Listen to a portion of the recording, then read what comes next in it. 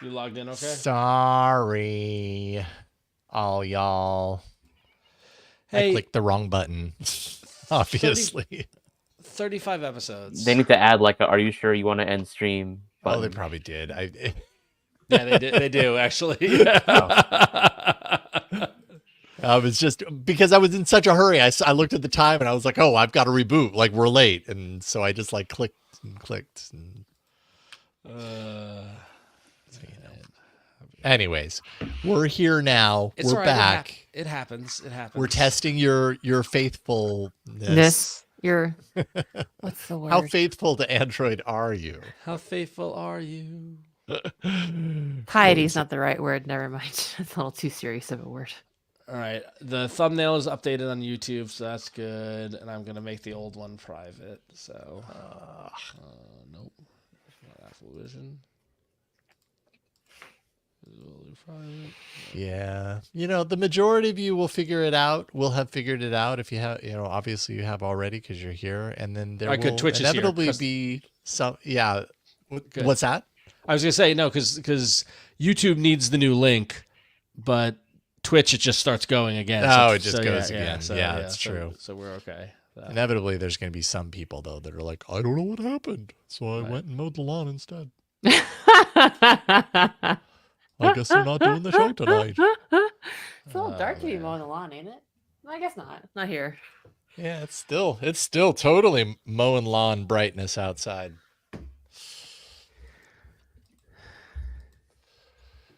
Hey, maybe we have some people listening from Australia.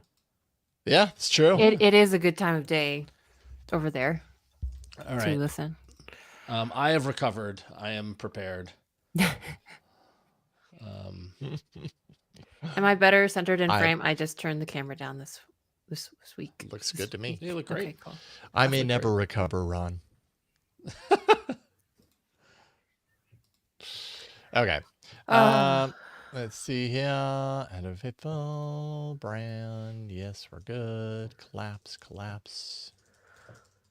Oh, Clinton, is that the only thing an HOA? Is that just one of the few things an HOA is good for? We had two at our old place. 2 HOAs? 2 HOAs, like the local really? neighborhood one, and then like there was like two. There was like a neighborhood one, and then an even smaller like subdivision. I don't know. You know what's so? All right, we're late. We should talk about. There was a really interesting thing on John Oliver last year about HOAs and how they're taking over the country, and this idea. No, I mean like I'm in Long Island, in the suburbs where I'm like in a neighborhood, and you just buy a house and that's it. But like that is going the way of the dodo because now it's like these developments with houses and there's an HOA and all this sort of stuff, and I can't imagine being like having to pay into that and just like insanity. So. Insanity. Stop the madness. Okay. Bye. Oh, no. Okay. Fine. I will refresh so I can edit. 5:18. All right. We good? All right. Mm-hmm. I don't know about you guys. I've been here like all afternoon waiting. Jeez. Okay. When you're doing the top of the show, and then it'll go when Ron, me, Mishaal. Okay. So I will go ahead and remove. Ron has been removed. Remove. Do I? No. Solo remove. I turn off my camera. This is always so confusing. Just don't hit the red button, Jason. Don't hit the red button again. Whatever you do. Okay. And then, oh, that's right. I don't have to hide Huyen. She can stay on stage because of the overlay. Okay. All right. I think I'm good to go. All right. Stand by. Here we go.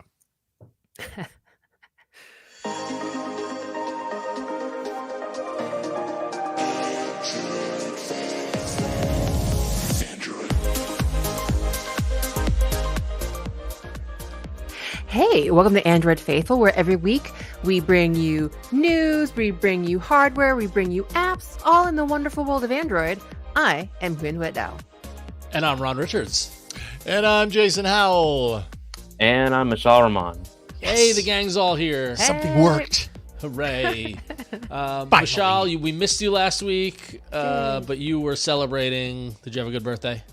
Yeah, just another year, getting older and older by the day. So, do you keep track of your birthdays like QPR betas, or are you just like, yeah, no, this is just Mishaal QPR, 26 beta 9? Honestly, I don't know when I stopped like actually feeling like getting older at my birthday, or when I stopped actually caring that much. But I guess it's a sign of getting older. You're just another day. You're out of beta, is what you're saying. So you're no longer beta. You're no longer release candidate. You're now firmly like official release. What is it though when we get to the other end of the spectrum? I was gonna say end of life, or like sunsetting. Caring again. I would like to announce to everyone that I'll be sunsetting in about 30 years. So. My updates have ended, and don't play taps. Don't play taps. Sounds about right. Oh man. But we're out of the Mobile World Congress funk. And I was like, oh, it's going to be a quiet week this week, and the Android train never stops. It feels like. Do you guys agree? Never is. Yeah. Never a quiet week in the world of Android. No, this week in particular, we have a whole like organizational system now, which I'm loving, by the way, with Trello, on how we kind of collect stories and then mark them for the show and everything. And this week I went in there to kind of start throwing them into the doc and everything. I was like, God, what do we not include? Because there's too much in here for a show, but it all seems really important. Yeah. So yeah. That's hard. It's hard. It's called curation. It's got to do it. You got to do it. Can't do it. Got to do it. But unless y'all want like a 3-hour show, which actually there's some of you that probably do. Don't tempt the people in the chat. Where's Marcello in the chat? He's gonna vote for 3 hours, right? Yeah. We love you. All right. Well, should we get started? Let's do it. We should. Yeah. Before we do though, patreon.com/AndroidFaithful to support us. AndroidFaithful.com to subscribe to us. Follow us at Android Faithful everywhere you follow things on social media. We are on Threads. We're on Blue Sky. We're on Mastodon. We're all the places nobody looks and the places people look. So, So do it. All right, let's get to the news. Why are we dilly-dallying around? Let's get to the news that I think this week is approximately 72% Mishaal stories that he's written and stuff. Some that he's not written, by the way, exclusive coming up later. But Mishaal, that's the big thing is that we're going to have some news on the show. So stay tuned. You won't know when it's going to happen, but it's going to happen, and it's going to be exciting. It's going to be a surprise. Yep. Tell us a little bit, Mishaal, about Android 14 QPR beta or QPR3 beta 2. It's always a mouthful to say. So, yes. Yeah, right, Jason. Google released the second beta for Android 14's third quarterly platform release. This is going to be the release that'll be happening in June 2024, where Pixel users will get it alongside the June 2024 Pixel feature drop. By the way, I just connected QPR means quarterly platform release. Yes. Okay, carry on. Ding, ding, ding. So there's not much new in this build in terms of user-facing features. There are some things worth mentioning, though. So first of all, there's a new, quote, allow camera software extensions toggle under security and privacy settings that enables the default software implementation of advanced camera features such as eyes-free videography. And what I think this does is it'll let the Android OS provide a generic software fallback in cases where a device maker doesn't provide their own vendor extension for a particular Camera 2 or Camera X feature. So for those of you who don't know, Camera 2 and Camera X are the standard APIs that Android apps use to interface with the device's camera. And OEMs can provide extensions for things like their proprietary night mode algorithm that lets third-party camera apps tap into those algorithms. Another user-facing change is that when you connect a physical keyboard to your device, you'll now see two new accessibility options, sticky keys and bounce keys. Sticky keys make it easier to enter keyboard shortcuts in quick succession. For example, when you press a modifier key like Control or Alt with this sticky key feature enabled, it'll stay pressed down so you don't have to hold it down while pressing other keys. Bounce keys, on the other hand, lets the system ignore rapid successive presses of the same key, and basically just helps so you don't have to like mash a button when you ever need to press something repeatedly. And I dug into the code and found there's going to be a third accessibility option for keyboard users that'll be called slow keys. That's coming in a feature release. I don't know when, but I just saw hints of it. Another keyboard-related change is that you'll now see a preview before you change the keyboard layout for a connected physical keyboard. You can see if you're watching the video feed now, there's an image that the layout preview changes when I switch to Romanian or Dvorak. And some of the other features I saw that I saw first in the Android 15 DP1 release have also made this way into the QPR3 Beta 2 build, including haptic feedback when adjusting the brightness slider. It's impossible to show off on camera here and on video, as well as the new keyboard vibration toggle in haptic settings. One feature that was removed was the app icon appearing whenever an app invokes a biometric prompt dialog to ask for your face or fingerprint.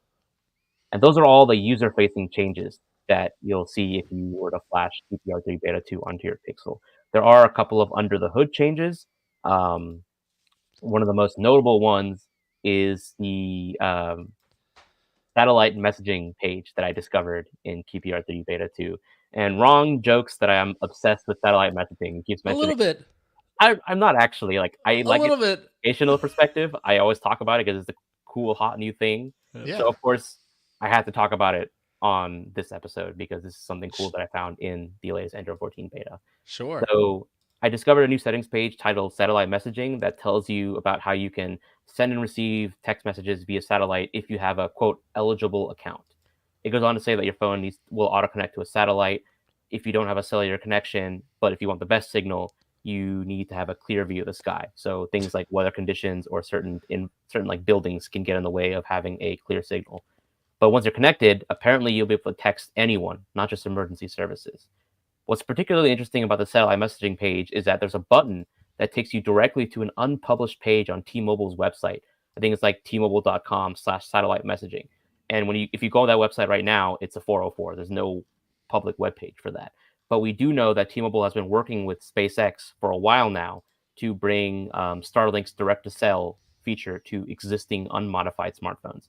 And in fact, later on in this episode, we'll be talking a bit more about those devices. Spoiler alert.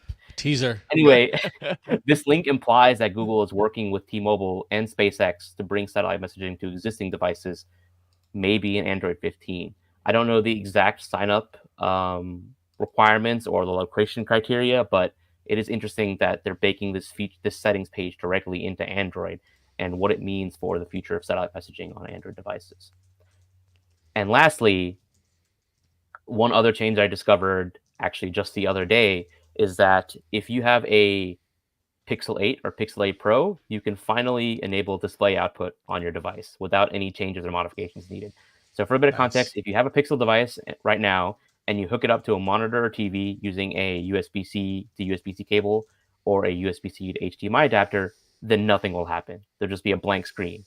The only exception is if you have a Pixel 8 device running the latest QPR3 Beta 2 release, because Google has finally enabled display output on these devices. So every Pixel before the Pixel 8 doesn't have hardware support for DisplayPort alternate mode, which is what lets devices transmit DisplayPort signals over the USB-C pins. A few months back, I talked about how the Pixel 8 actually does have hardware support for this feature, but Google disabled it in software. I remember that. But now they just flipped that switch and they enabled it, so you don't have to do any rooting or any shenanigans like that to enable it. All you have to do is plug your phone in, and you'll see this dialogue at the bottom. If you scroll down, Jason, on the bottom of the page, there's a photo that shows a dialogue saying mirror to external display. You just tap mirror display, and boom, your display will mirror onto the external display. Now, I know, like the article we're looking at here in the video, and then also just the chatter online was like, is this laying the groundwork for a Samsung DeX-like desktop experience? How long have we been hearing about that, by the way? I know. Do you? I was just about to mention that, actually. Yeah. Like, so, do you think it's going in that direction? No, 100%. They are. I know for a fact they're working on it. So back in late 2022, I discovered evidence that they were finally working on revamping Android's latent desktop mode. So Android has had a desktop launcher since Android 10, but it's basically completely bare bones and intended only for developers. But since Android 13 QPR1 in 2022, they've been steadily working on improving the windowing experience, the ability to move around freeform windows and all that jazz. And they've been working on it continuously. And my wager is that they enable this display output on the Pixel 8 so that they can test two things: the desktop mode revamp and possibly connecting to external AR glasses, which is my other guess, because we know Google is working on XR devices, right? And a lot of those XR devices rely on being connected to a smartphone, but the smartphone needs to have display output capabilities in order to wired project anything onto those displays. So going back to our first conversation, with Juan this past summer about AR glasses, and then now with Apple Vision Pro with the Infinite Canvas, and even we were talking before the show went live earlier tonight, I'm all in on the world where I put on a pair of glasses and I use my computer and I don't have a monitor. So if I could do that off of my phone, Mishaal, you're laying the groundwork for my Christmas wishes.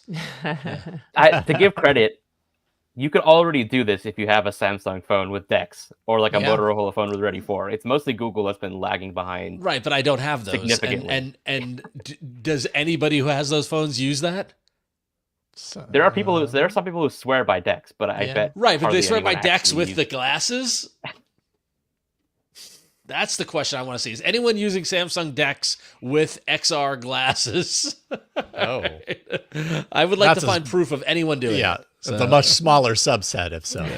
Yeah. Well, we called a mulligan because normally we would wait until the end of the news to do the patron pick, but it's just so related. It was so related. So let's tie right into it. So every week, if you are a supporting patron of Android Faithful over at patreon.com/AndroidFaithful, anybody at the lowest level, everybody gets to participate, and you get to vote on a news story for us to talk about here on the show. Usually it's something that might not make the cut or something that we're thinking about. In this case, it happened to be one that just aligned perfectly with what we were talking about, at least for the winner. But we all do this over on Patreon, and I want to thank Kyle, who is a loyal listener who submitted this week's Android news graphic, and you can see over at patreon.com/AndroidFaithful if you're a member, or you can see it live on the video stream right now. It is a very cool bug droid with his little briefcase. I assumed he's going to work in front of this very large machine that says Android News in neon. Very cool AI generated image. Really good, Kyle. So yeah, Kyle did a good job on this one. So thank you so much, Kyle, for sending that. I also, while I'm thanking people, we couldn't do this without all of you loyal patrons. And this week, I'm so excited to see friends of the show, people we actually know in real life as patrons. So I want to thank Duncan Jaffrey from Down Under, Mr. Duncan. We should have Duncan back on the show, Jason. We should reach out to him. We should, so Duncan Jaffrey, want to thank you for your support. Want to thank Tom Zach, who I've chatted with, and Tom's an awesome dude, and I really appreciate him supporting the show. And we want to thank Francisco Herrera. Without the three of you, we would not be here. Without all the rest of you, the hundreds of loyal patrons. So thank you, everybody. So this week, you got to choose from 3 news stories. The first one being the fact that the Google Play Store will let you download multiple apps at once again. That only got 15% of the vote. Or the Files by Google app is getting a new scan button that lets you digitize documents, which is pretty cool, but that only got 35% of the vote. But the winning story, in alignment with Mishaal's QPR, blah, blah, blah, beta 94621 coverage, is the fact that SpaceX says its satellite service ace tests on Android and iPhone. In fact, so much, we're all familiar with Elon Musk's own company, SpaceX. They are planning to launch their direct-to-call sat service in 2025. It is powered by their Starlink satellites, and it used, quote, multiple models of unmodified Samsung, Apple, and Google devices using PCSG block spectrum, and they've got a partnership with T-Mobile to bring this to its customers in the United States. And so, Mishaal, I give you all the credit. You've been banging the drum on satellite connectivity for all year now. My one question for you coming off this story and this revelation that SpaceX, well, I have 2 questions, is one, it's coming to T-Mobile through partnership. Mishaal, who is your carrier? Will you even get this? Do you have T-Mobile? Okay, yeah. Good. I wanted to make sure that, because if you didn't have T-Mobile, I was going to suggest you switch. Number 2, do we believe SpaceX? Yeah, they're certainly capable of doing it. Right. I guess the Elon Musk factor makes me question anything, any declarative statement from any company that has got him. But we're willing to take them at their word for it, or? I think it's legit. All right. Yeah. Satellite world could be cool. I mean, a world with sat phones is. I mean, do you remember the movies in the 80s and 90s when people on the satellite phone with the big chunky antenna, right? Yeah. Usually calling in for helicopter support or something, or just something intense like Mission Impossible-esque. Yeah. So, I don't know, but so it seems promising if they're looking towards launching this in a year. I don't know, like I guess this is such a. I don't know if it's a paradigm shift or a different approach for is it going to be expensive? Like how is this going to affect the world? That's my question. I don't know. It's a good question. Right. This isn't the satellite service in case of emergencies thing. This is actual. We talked about that last week, right? Yeah. Right. No, it is.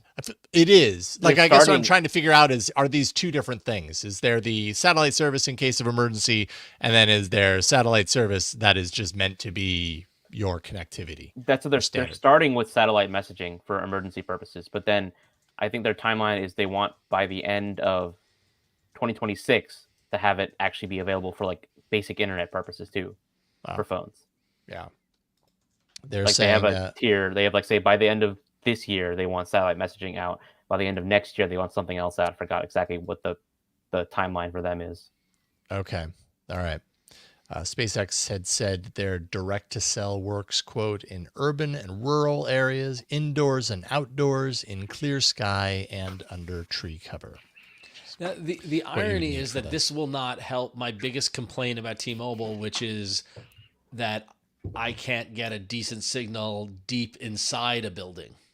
Oh, really? Right? Like that has always been my complaint with T-Mobile. Like there were so many music venues in San Francisco that like if I was up by the stage, I had nothing. Yeah. Right? Well, when was that though? Because I feel like years ago. I feel like things have improved. They have improved, but I still notice it every now and then where I'm like, if I'm in a building that's like bunker-esque, I'm like, I'm you know, I need to get on the Wi-Fi. Like, that might be my PTSD or whatever it might be. But T-Mobile's always had a hard time with their antennas and their bands breaking into buildings, into basements and things like that. I mean, Huyen, have you had that same experience or?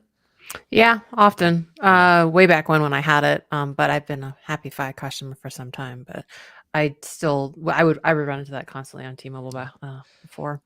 Jason, are you still on Google Fi?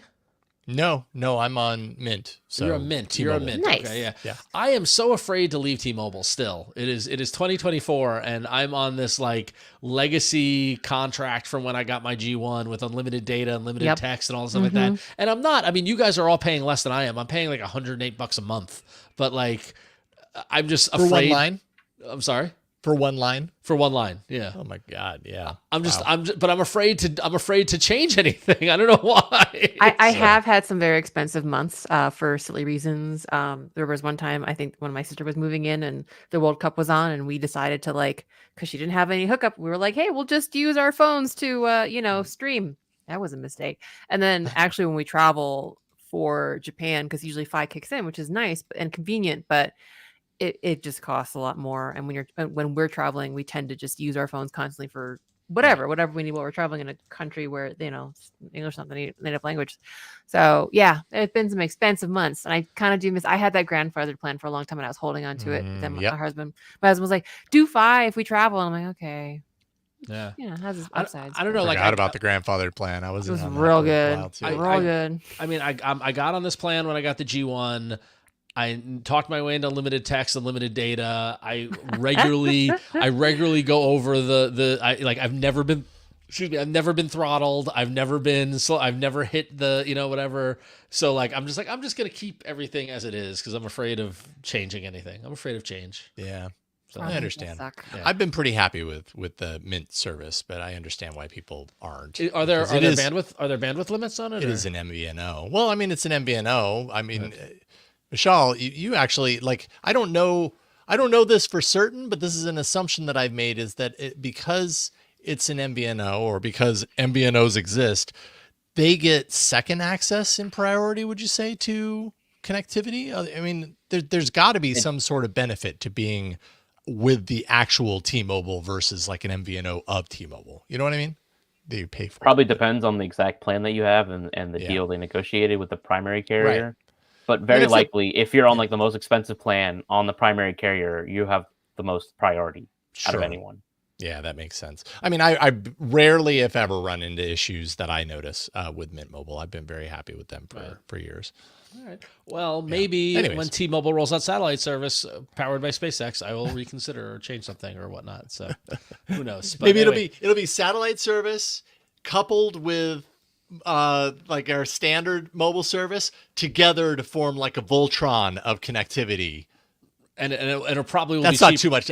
It'll be cheaper than what I'm paying currently, and I'll be too afraid to change anything, so I won't be able to get it. But yeah. A Voltron of connectivity. So if you want to vote on a news story for us to talk about, go to patreon.com/AndroidFaithful. The vote goes up every Monday by noon or so, as long as I don't forget, like I did that one week. It happens. And we thank everybody for doing it. Thank you for your support over at Patreon. You guys are the best. But we got more Sometimes news, you forget to do Jason? that, Ron. Sometimes I forget to not hit the end stream button right before the it show. Happens. You never know. It happens. It's all good. We're human after all. We are human. So I have no segue. How do humans make sense of the EU? That's the question. Okay, good. Okay, you got there sort of. The Digital Market Act, the DMA. This is kind of the thing happening in the EU right now to stamp out anti-competitive behavior of big tech worldwide, at least in the purview of the European Union. Digital Markets Act is kind of their enforcement around this, and it's popping. It's arriving starting last week. Lots of related news here. We've got actually 4 different stories to reference here, and I'll just run through them real quick. Apple making data portability between its iPhones and Android devices easier, again, in the EU, essentially saying fall 2025 is when the latest point at which their changes are going to be implemented to essentially enable its users, so iPhone users, let's say, to more easily integrate or rather migrate their data between operating systems. They didn't call out Android specifically, but I mean, come on. Like Android's like the only other major OS out there for mobile right now. And so that's what they're talking about, but they aren't making it very easy to do the migration. Meanwhile, in the opposite direction, like Google has apps for iOS and for Android to make that migration a lot easier if you're going in that direction. Now, at least in the EU, Apple is making changes to make that easier, but who knows if we're going to see this anywhere outside of the EU. And I think that's kind of like a running theme of all of this is, okay, some of these changes are really interesting. Are we going to see it outside of the EU? Because maybe it would be beneficial to see it elsewhere. Second, Google announcing the release of its own additional choice screens for browser and for search. So that's coming I guess that started last week, March 6th, on devices in the EU. Mishaal, you wrote a lot of stuff about these things, but I'm showing some of the screens that you put into your Twitter blurb on this about selecting a default search engine so that it isn't just locked into a single choice, say Chrome, also selecting, the Google search, and then the browser. So you could, choose at the point of install, I'm assuming, a different browser and not be automatically locked into Chrome by default. And then, yes, a new external offers program, which essentially allows developers of Play distributed apps to, quote, directly lead users in the EEA outside the app, including to promote offers. So allowing developers to kind of create the ability for them to have, deals and, make sales outside of the confines of offering it through the Play Store or whatever. And then finally, WhatsApp and Messenger becoming interoperable, which we've kind of known about already, but now Meta has revealed that it's going to be using the Signal protocol to do it. And it's going to ask third parties to use the Signal protocol as well for the interoperability, and but is open to granting other solutions, given that they can provide that those other solutions are equally as secure and would work properly. That's my understanding. All this in response to the DMA essentially happening last week, and I'm sure there is more to come. Do we want to see some of this stuff outside of the EU? That choice is good, right? Yeah. I definitely want to see the Messenger WhatsApp interoperability outside the EU. Just only makes sense. Yeah. Right? I wonder if this one, I didn't check the article to see if they are alluding to this being wider, in this case anyways, than just the EU. I do like the external offers things too. Just from my experience on multiple companies where, monetization is just always a big struggle with apps, especially with companies where the app is the product as opposed to being like, I don't know, like your CVS app or something, your bank app, where it's kind of like a companion app. So a lot of times with companies that are the app is the service and is the money, monetization becomes a big problem. And so having to be very careful about how you even write your app copy or how you link out to stuff and being very careful with stuff. I know it's not like the best user experience ever to always get like, that monetization stuff in your app. At the same time, it's really important for companies to be able to present you ways to pay them. So it's not, I know it's not like the sexiest thing, but I do think external offers is important for the health and well-being of developers. If they abuse that, then that aside, but I think that just makes a lot of sense. Sometimes you have to do some weird tiptoeing when it comes to both Apple and Google in regards to business, how you mention it and how you link to it. So not having to do that when you're just trying to make a living is nice. And I think that the data operability stuff that's all we want, right? Like to make it easy to move around, right? And so I hope that Apple doesn't do this just for Europe and rolls it out wide and all that.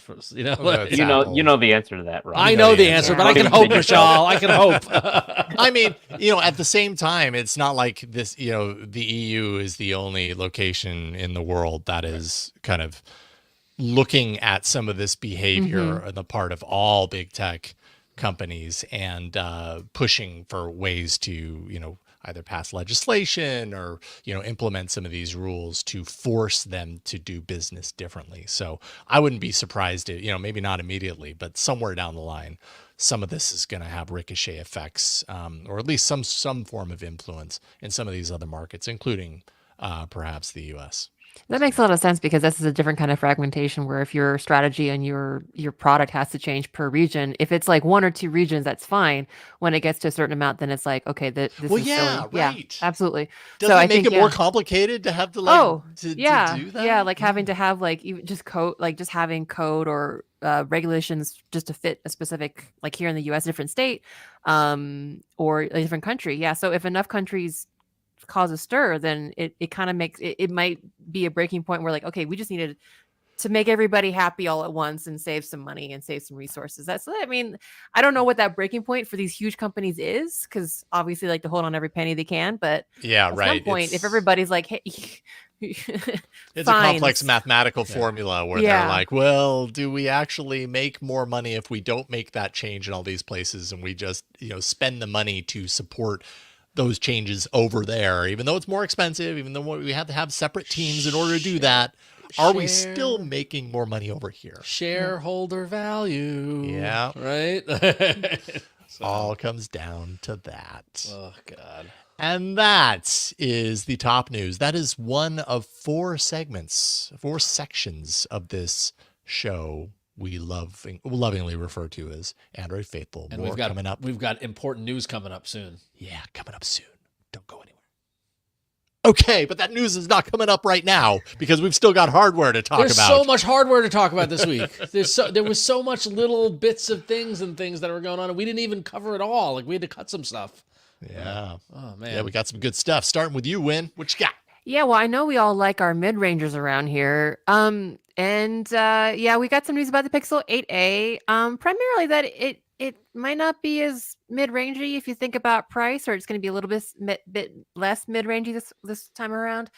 So from information from German retailers, it looks like the Pixel 8a, unfortunately, is going to be a little bit more expensive. If you do the math on that, it's approximately like 10% more expensive compared to the 7a's price. The base model going from 499 euros for the 7a to now 550 euros for the Pixel 8a, if rumors are true. And that's not include. Then that's probably the base, reportedly 128 gigabyte storage version. It looks like the 256 gigabyte storage version will actually be more on the end of 630 euros. So does it still count as a mid-range phone? I guess so, compared to the Pixel and Pixel 8 Pro, but I don't know. I don't know. Thoughts on the Pixel 8a getting more expensive? It is still mid-range, but it's a premium mid-range. Premium, upper mid. Yes. We'll start referring to it as if they're audio frequencies, lower mids, upper mids. Oh, upper mids. This is a treble. Yeah. No. Okay. No, we won't actually. Well, the treble was treble. So yeah. But yeah. Yes. According to German retailers, we're gonna get some familiar colors: obsidian, porcelain, bay, and mint. Although probably like other models of Pixels, not all colorways might be available for all configurations. But expect to know a little bit more, or be able to get your hands on, or start ordering one in April or May. And probably going to have the Tensor G3 octa-core system on chip and rock about 8 gigabytes of RAM. Now on the positive side, it does look like that the new battery stats that Mishaal's reported on, and we've talked about a little bit on the show, which is kind of like that new suite of features that give you, the user, more information about your battery, including like, cycle counts and relative battery health. That is going to come to the Pixel 8a. And above. The reason we know this is a little bit of feature hokey pokey on Google's part, because that feature did get added as part of QPR1, and then the March 2024 Pixel update, it kind of disappeared. And then, of course, someone created a bug for that, or issue for that rather, in Google's bug tracker, and as part of the support responses, they basically confirmed that this is working as intended, and that they will only enable these battery stats on the 8a and above. But yeah, I mean, friend of the show, Ben Shun, in his write-up for 9 to 5 Google, noted that, I mean, it kind of makes sense. Maybe they just need additional work, because some people noted that the battery health stats as is, or as was, before they got removed, were not that accurate. So work in progress, but look forward to that. More battery information for your phone. Battery health. And they're also working on showing more stuff, more information than was previously available, like the serial number of the battery and whether or not it's been replaced from the factory. Good information to know. Yeah, super good information. That's coming. That's not available yet, but that's something they're working on. In the works. Never worry about putting that best foot forward, because you're always going to take that foot back and put in a fancier shoe to foot or something. I don't know. Hokey pokey. Foot in, foot out. New shoe on, new shoe off. I think I followed that. I don't know. I'm on 4 hours of sleep, y'all. It made sense to me when it first popped into my head. But yeah, there you go. Pixel 8a, peekies and newsies. And probably not too far away, right? Like I'm guessing it's March, April, May. We'll probably see it like right after or during Google I/O. Yeah. One thing I want to know, though, is will the Pixel 8a support Gemini Nano? Because Google just confirmed that the regular Pixel 8 does not support Google's mobile optimized large language model. So for those of you who don't know, Gemini Nano is responsible for features like on-device summarization in the voice recorder app for Pixels, smart replies in Gboard when chatting in WhatsApp, and the Magic Compose feature when you're rewriting messages in the messaging app.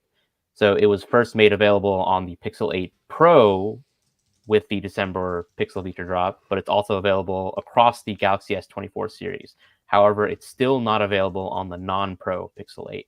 And during the Q&A section of the Android Show, which is Google's quarterly recap of news for Android developers, not to be confused with the other Android Show, which is no longer running, someone asked Google if even Gemini in the podcast world, they're confusing with their names. Someone asked Google straight up if Gemini Nano will be made available on the regular Pixel 8. And an engineer on the developer relations team at Google said that it will not be coming to the regular Pixel 8 because of, quote, some hardware limitations, but it will be coming to other high-end devices in the near future. That engineer did not elaborate on what those hardware limitations are, so we can only speculate. It's worth noting that the Pixel 8 and the Pixel 8 Pro have the same Tensor G3 chipset, but they do differ in how much RAM they have. The regular Pixel 8 has 8 gigs of RAM, and the Pixel 8 Pro has 12 gigs of RAM. And if you recall, Huyen mentioned that the leak said that the Pixel 8a will also have 8 gigs of RAM. So if it's due to the RAM difference being why Gemini Nano isn't available on the regular Pixel 8, that could be one reason. But it's worth noting that the base Galaxy S24 also has 8 gigs of RAM, but that does have Gemini Nano. However, the S24 doesn't have the same chipset as the Pixel 8. So we don't really know why Gemini Nano isn't available on the Pixel 8. Is there something specific in the Tensor G3 chipset that just does not allow it to have Gemini Nano support with 8 gigs of RAM? Is there something specific to the phones, like some hardware specific that we just don't know about? Like Google hasn't really shared any specific details, so all we can do is just guess. But either way, it's kind of unfortunate. Like you bought a Pixel 8, you're promised 7 years of OS feature and security updates, and then at launch, you're missing out on one of the key AI features that Google is marketing for its bigger sibling. Wow, when you put it like that, yeah, that's a big deal. Some Pixel 8 users were kind of miffed at this. Yeah, right? Absolutely. I would be. Yeah. Well, because I think I mean, again, no inside knowledge. Mishaal, you probably know more than I do, but like, it feels like another, because they're moving so fast, and this whole AI wave is truly a tidal wave that's coming across. And as we know, Google isn't great at the left hand knowing what the right hand is doing, right? And so I wouldn't be surprised if the hardware team has to be developing these phones years in advance, right? And then the AI stuff is going at a different speed, and getting those trains to align and operate on time is really hard. And this is probably the byproduct of it. Yeah. So. Yeah, it also feels like a weird munging of them as a, services company and them as a hardware company where, obviously we very tightly associate Gemini and Pixel and hardware and Android, of course. But I mean, like, for example, they have like their Gemini Advanced, which is a subscription service, which I think I could argue maybe in that case, then you could sort of, even though it's tightly integrated with Android, it's a separate product. And so maybe it doesn't really like, I know I'm not trying to like, say boohoo on you, Pixel 8 havers and users. I'm really sorry. But one could construe that as not really counting as software updates, since it is technically maybe a separate product / service under Google. I don't know. I've been working in corporate too long, y'all. I see I can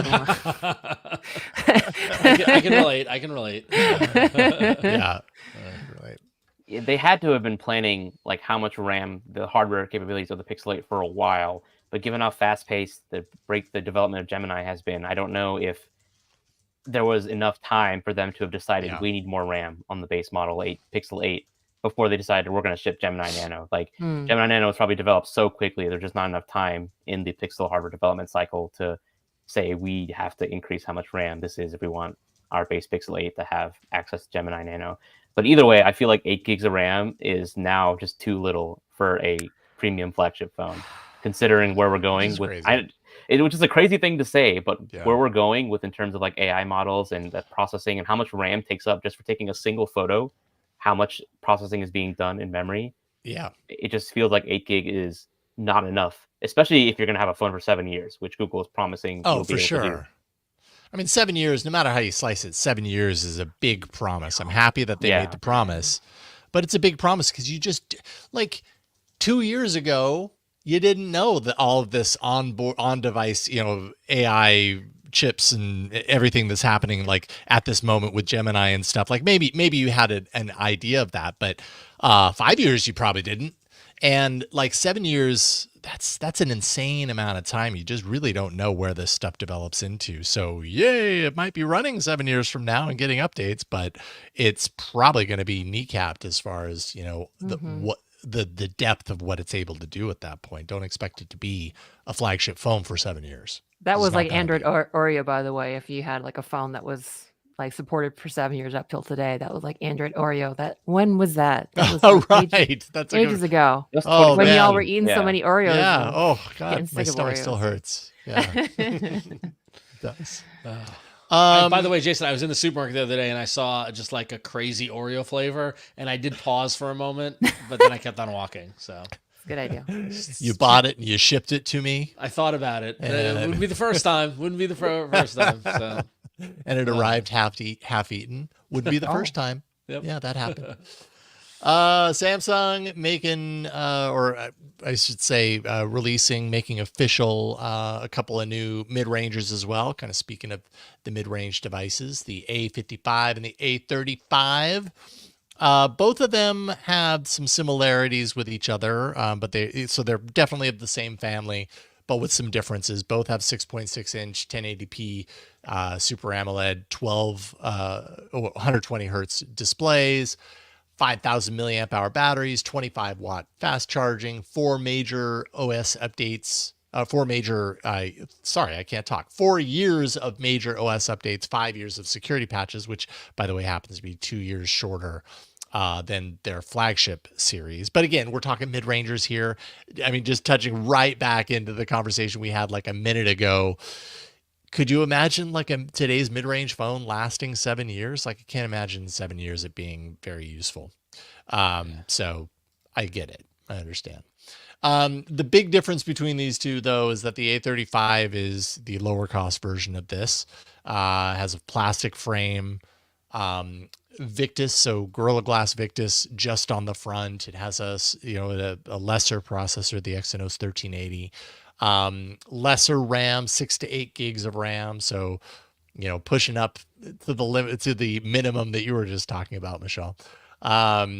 And a few cameras on there, 13 megapixel selfie, 50 megapixel main on the back, and an 8 megapixel camera back there, as well as a macro, I guess. And then the A55 is a little bit more expensive, but it's kind of like the step up. It has the metal frame. It has the Victus Plus on the front and the back. It has a better processor, the Exynos 1480 SoC, also with an AMD RDNA 2 based Xclipse, there we go, 530 GPU, and step ups in RAM to 8 to 12 gigs, more storage, better cameras, and all that kind of stuff. So if you're in the market for Samsung mid-rangers, there you go. Pretty, you can see if you're watching the video version anyways, you can see some of the designs, which are pretty... Yeah. I like those colors. I guess what? I don't hate the yellow version. I quite like it too. It kind of has a little iridescent quality. It does have, and so does the pinkish lavender thing. Know what it looks like? The lavender iridescent one looks like my daughter's unicorn stuff. Yes. Right? It looks like unicorn. Yeah. So if you like unicorn phones, you might want to look into the Galaxy A55. If your daughter asked for a phone, you'd get her this, and she would love it until she got to junior high, and then she'd want an iPhone. My daughter has a version of Monopoly that is the unicorn version of Monopoly. So every property, everything all looks like that phone's color. So wow. Yeah. There is a version of Monopoly for everything. Is there an Android version of Monopoly? Ooh. That's a good idea. We should get in touch with the Parker brothers and see if they're open to it. I don't even think you need to. I think you can very easily license, because there are like millions of Monopoly games out there now, and I feel like anyone can make. Oh, this is an idea, y'all. I'm going to stop talking about it.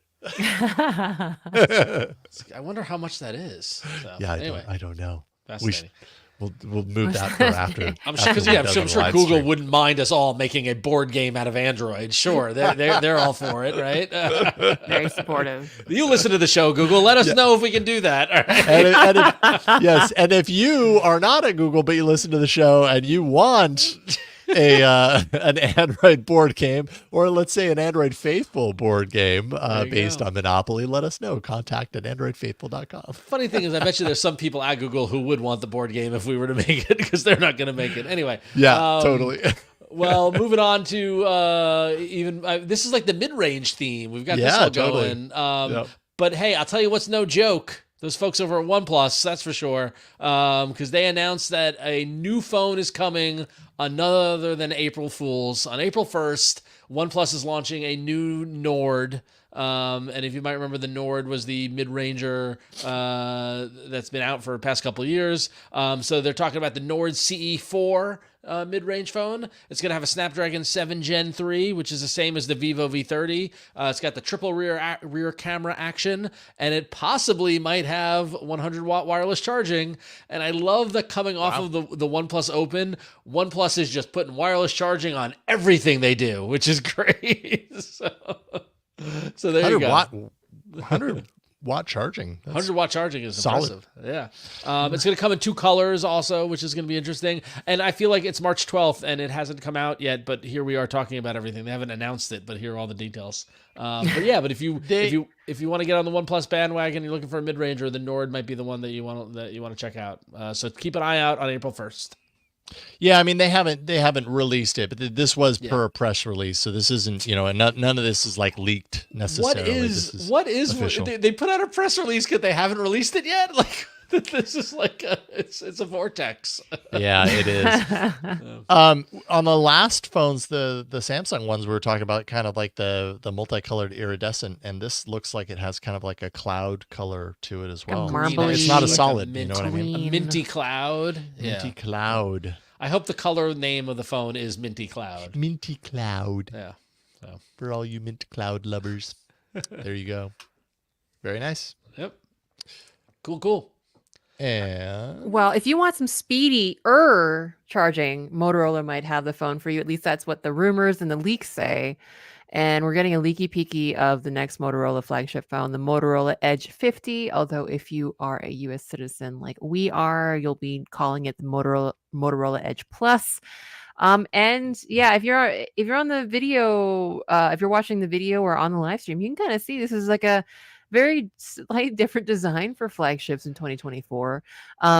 It is keeping the curved screen, which was premium, but has been kind of, shunned by the flat screens of the Pixel 8 Pro and the S24 Ultra. The Motorola Edge Plus / Edge 50 Pro will be having a curved 6.7-inch display at 165 hertz refresh. The back actually is pretty interesting. It has a camera bump, but kind of unlike most of the other camera bumps we've seen, it kind of is like molded, like it has like these sloping sides that flow, like the camera bump in between like the lenses, that is the same material as the rest of the camera, and it kind of flows from this like camera bump down. It's like a slope, kind of like a dune maybe. It's a gentle slope. A gentle slope. And like, depending on which colorway you have, they have like a purple, is it white? Like a stony, It's like a brushed kind of almost it looks marbly almost looking. like brushed, not brushed stainless steel, but kind of like horizontal, like brushed pattern. And then like a kind of like a purple and black colorways. The purple and black ones apparently are what's the term? Vegan leather, artificial leather, but have like a leather like feel. And yeah, I really like the bump design. I know like kind of right now we're just basically kind of nitpicking and looking at the fine details of camera bumps in 2024 because the next big thing in phones is a bit way away. But I honestly really like the design. The bumps I like. I'm just trying not to say something inappropriate. The bump is cool. The Motorola Edge 50 bump is cool. But I mentioned super fast charging. This thing has a 4,500 milliamp battery, allegedly, and 125 watt wired charging and 50 watt wireless charging. So, you can fill up that 4,500 milliamp battery pretty fast. It will be rocking the Snapdragon 8 Gen 3 processor, 12 gigabytes of RAM. And then, that flowing camera bump in the back will have, the 3 camera unit, 50 megapixel main, wide angle at 13 millimeters and telephoto at 73 millimeters. So yeah, it should release in China in April 3rd specifically, before coming to the US. So if you're a Motorola fan and looking for a new flagship, there you go. You have something to look forward to. I will say I will share your appreciation of the design of these phones. I do like the bump. You could have been inappropriate if you wanted to win, but it's bumptacular, I will say. But no, I think the colorways on this are good. Like I don't know, man. Like Jason, you remember years and years and years ago, I was a big Motorola fan through the ups and downs of Motorola. Motorola's kind of getting the groove. We all were. Yeah, they're kind of getting the groove back, I think. I don't know. I'd love to get my hands on this one. It doesn't look like any other phone on the market, which, as you know, is always what I want out of a phone, and that looks pretty good. So that purple colorway, that's my jam. And also in vegan, someone had an interesting phrase for it. I saw in one of the leaked articles. I can't remember it right now, but vegan leather. That purple colorway is your grape jam. Grape jam. Yeah, that's grape jam right there. It's my grape jam. Yep.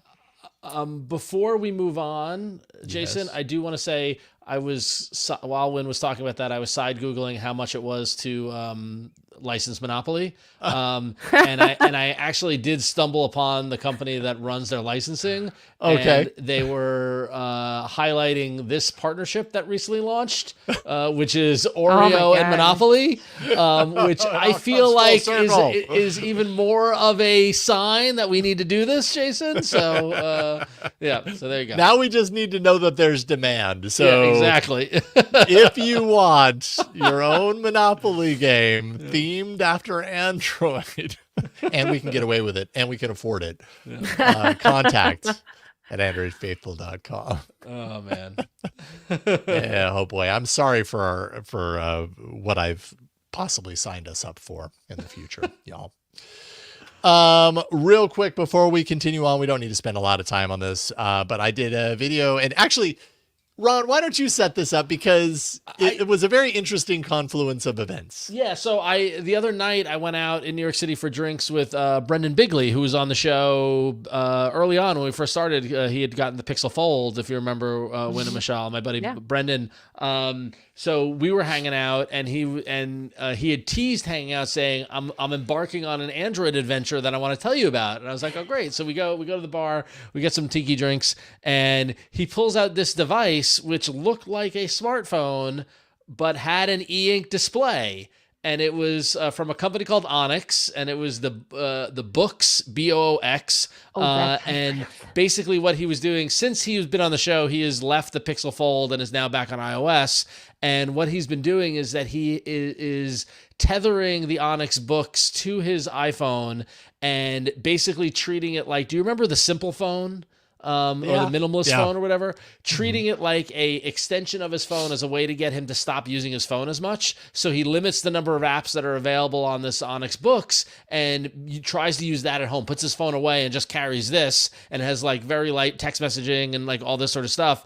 And so I came home and I, jumped into our private Android Faithful chat with my good friends Jason, Huyen, and Mishaal, and I was like, "Oh my god, I saw the weirdest device tonight. It's the Onyx Books." And they're all like, "Oh yeah, we already know about it." Mishaal's like, "Yeah, no, I've been playing with it." And then sure enough, Jason, you're like, "Yeah, I'm doing a video of it that's coming out this week." And so it was a weird stars aligning around this Onyx Books thing. And so Jason, I would love to hear what you thought of it. It is. I gotta say, my experience with it was the refresh rate on this thing was insane, and it might be the best e-ink display I've ever seen. Oh, really? Yeah. I mean, I don't have a whole lot of e-ink display experience. I mean, outside, like I do have a Kindle somewhere around here that, like, if I'm, going on vacation or whatever, I usually, make sure there's a book on that and bring it and pretend like I'm going to read something. Then I don't, because I just listen to books more than I do read them, if I'm completely honest. But yeah, I mean, I would say, as far as e-ink displays are concerned, and like looking at it with my aging eyes, it looks super sharp. Like, what did you mean by the refresh rate blew you away? Because I feel like e-ink refresh is just pretty slow. Like, right, in the context of e-ink refresh being slow, at least the model I played with, which I think it was the black version of the one that you played with, I don't know if it was a different one or whatever, but they had multiple modes of refresh rate, and there was like the ultra fast one that felt just like a regular display. Like normally with e-ink, my experience is that the whole display goes white, and then it redraws with the new data and that sort of thing. This was way more dynamic and redrew much faster than my experiences with Kindles. So that's what I meant. Full refresh frequency, 5 taps. Full refresh.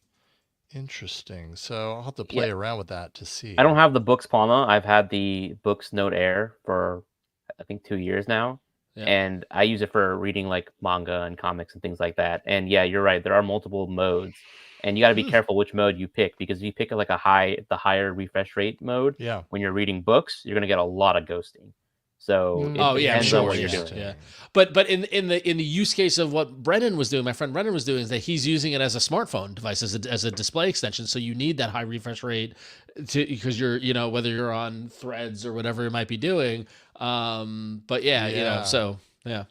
Interesting. I'll have to play around with that. I haven't really dove into the settings quite that way, but yeah, it's a really interesting device. I mean, I got a little bit of pushback on the video that I published because, like the thumbnail says, e-ink Android smartphone ? That's fair. That's fair. I think that's fair, because I think when I was looking around about this, like a lot of people look at it and they assume it is a smartphone, and it's not, even though it looks like it would be. And I apologize, it's really bright, but you can tether it to a smartphone via Wi-Fi, and it can be an extension of your smartphone, right? Like in the case I hadn't considered that, but I suppose so. Yeah. But yeah, it's interesting. I basically did, it's not a review on my YouTube channel. It's more like an unboxing. I was playing around with the format of unboxing and first look and everything. And I think it turned out pretty well, but yeah, it's a cool device that I can't wait to spend a little bit more time on. I think it's kind of indicative of what I love about Android, which is that it shows up in really unique and interesting ways in different places. And sometimes it totally falls on its face when it does that. And sometimes it's successful. And it seems like the reviews that I've read about this are that, hey, I didn't realize that I needed or wanted an e-reader, an e-ink e-reader in this form factor. I think what's one thing that's interesting is, at least the way they touted this, is, yes, it looks like a smartphone, but they've also tried to kind of replicate the size of like a page, like the dimensions of a page. Yeah. It's a page, just smaller. And I don't know, it feels a little narrow for a standard book page, in my personal opinion, but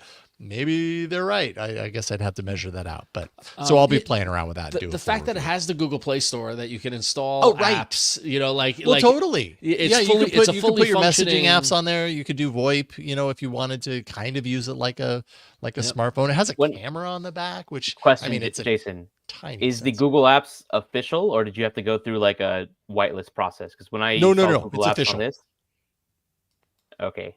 Yeah, usually their devices you have to like do some, you have to like go to settings and then enable it. Like it's not actually there and out of the box.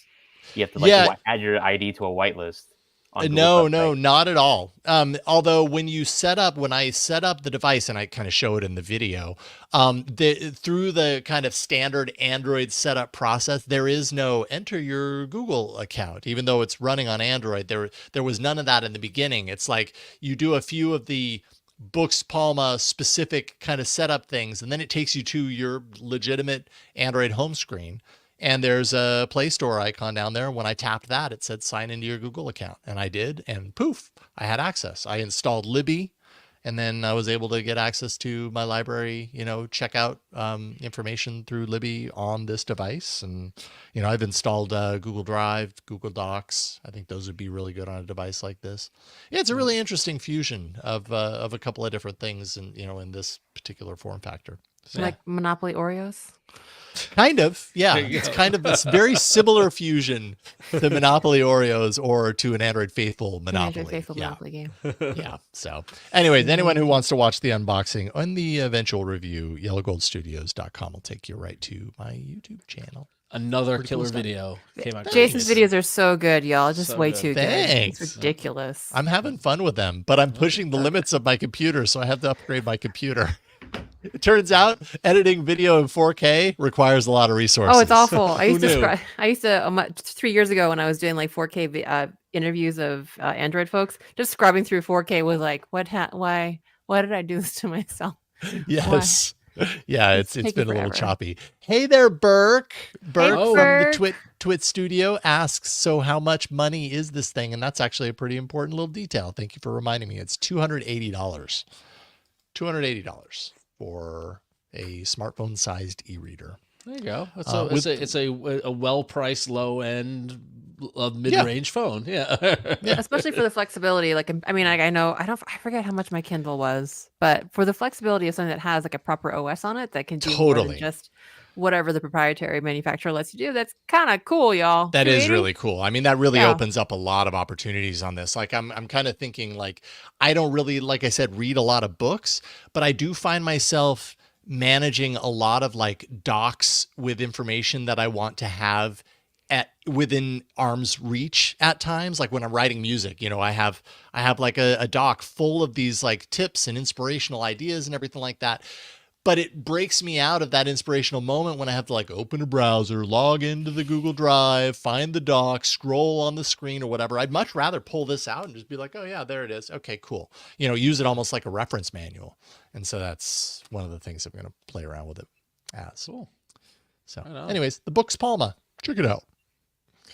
All right, and with that, we've got some apps. Are we ready for this, you guys? I think so. This is a big moment. Do I just play the thing? Oh yeah! Oh god! Oh my god! Everyone, get down, get ready. It's the big moment. Normally, Burke's here to do this, but let's do it.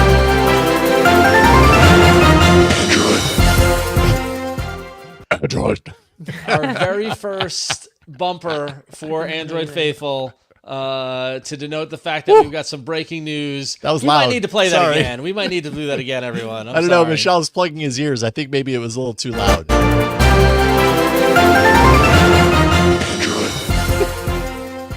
I'm fairly happy with my 10 minutes of work. You did a great job, Ron.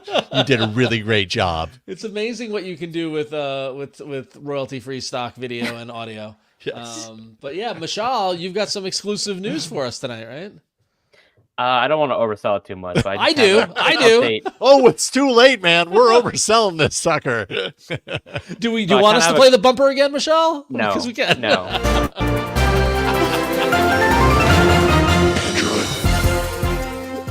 Okay, we've only played it 3 times now. Okay, so basically I have an update on what's happening with Google's Find My Device network. I don't have, I'm straight up upfront, I don't have information on a launch date, so please don't ask me that. But I did learn something important while speaking with Google spokespeople last week. So for a bit of context, Google announced its Find My Device network at Google I/O 2023 last May. The TLDR is that it's basically Android's equivalent of Apple's Find My network. Google's creating a network of billions of Android devices that can ping and locate one another, and several tracker tag makers have already pledged to release products that are compatible with Google's network. So the problem is that in late July of last year, Google announced that they were delaying the launch of the Find My Device network so that they could give time for Apple to implement unwanted tracker alert detection in iOS.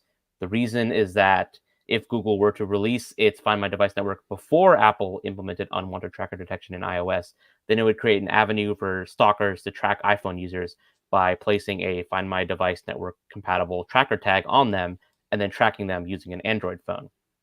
The iPhone user would have no way to detect that an unwanted tracker is traveling with them unless they were to also own an Android phone. And you know how many iPhone users also have Android phones. Apple is going to implement unwanted tracker detection in iOS, but it's going to be released. It's going to be based on the detecting unwanted location tracker specification that Google said in their July blog post they're working with Apple on to, quote, help finalize the joint unwanted tracker alert specification by the end of this year being end of 2023. And then back in December, I spotted that a draft version of the DULT, or the Device Unwanted Location Tracker specification, was uploaded to the IETF, or the Internet Engineering Task Force, which is the body that oversees the creation of internet standards. Notably, this was still an internet draft. This was version 01 of the document. It still has a long way to go before it becomes a published internet standard. There's a lot of meetings that have to be done that involves more than just Google and Apple. There's also other irrelevant industry stakeholders from like domestic violence groups, tracker tag makers, other accessory makers, etc. And then after all these meetings, a working group has to be formed, which actually just happened on March 1st of this year.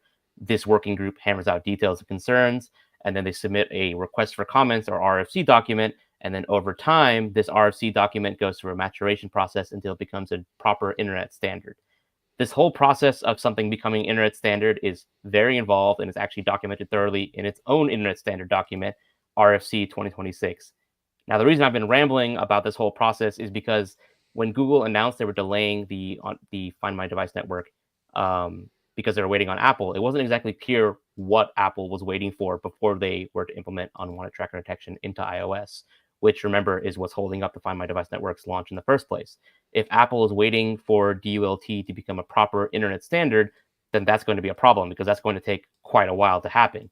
In fact, one of the milestones for the DULT working group is to, quote, submit a standards document defining the protocol to detect and interact with unwanted tracker accessories for publication by July 2025.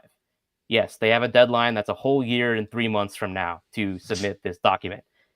Fortunately, I was concerned about this deadline being, okay, we got to wait till then for them to finalize it, and then Apple's going to release their unwanted tracker specification implementation, and then Google release, Find My Device network. Like, do we have to wait till the end of 2025 for this?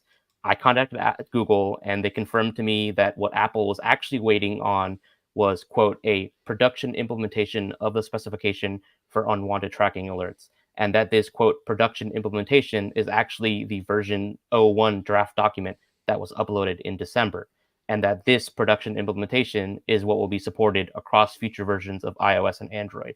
So Google reiterated to me that the iterations on the standard that the IETF working group will make is not impacting their release timeline. So I don't know for sure when the Find My Device network will launch because Apple has not said anything about their own timeline. I do at least know that they're not waiting for the IETF and that they've had what they needed since December of last year. So the ball is in Apple's court. Dun, dun, dun, dun. There we go. Mic drop. Oh, did you Mic drop. play this again? Jason, I feel bad for you in the post edit every time we play it. Yeah, I know. Every time I play that, I realize it's something I'm going to have to manually have to work in there. But this continues the Android faithful drinking game of not only satellite phones, but the Find My Device network, Mishaal, that you've been tracking, I feel like, since we started the show. And like, we knew that it was Apple holding up the game, but now, like, clearly, as you say, Mishaal, the ball is in Apple's court, right? And so while this seems like progress, do you feel like you're any step closer to this ever becoming a reality? It sure doesn't seem like it, right? Well, from what it sounds like, at least there was basically an undetermined time. Like, we had no idea when Apple is actually going to start working on their unwanted tracker alert specification or their implementation on the specification. But now that we have an idea that, this production version was implemented in December, that means Apple has had almost 4 months now since December, to start working on this. So who knows when they're going to release it? Like, they could still take another couple of months, but at least we know we don't have to wait till the end of 2025. Right. Phew. All right, cool. Progress on Find My Device network. It's about time. Mm-hmm. Dun, dun, dun, dun. My goodness. Dun, dun, dun, dun, dun, dun.